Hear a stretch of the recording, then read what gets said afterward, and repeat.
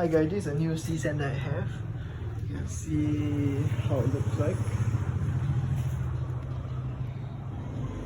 Okay, so the one thing I noticed is that the knobs are smaller compared to the old model.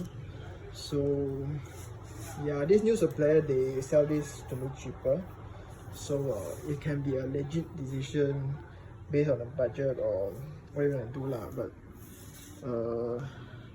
from the outlook, it seems okay. But see ya later. Thanks everyone.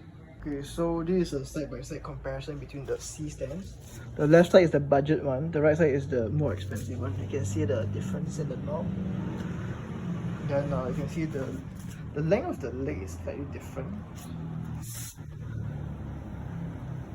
The more expensive one is slightly longer. The knobs, this one is bigger, this one is smaller. Besides that,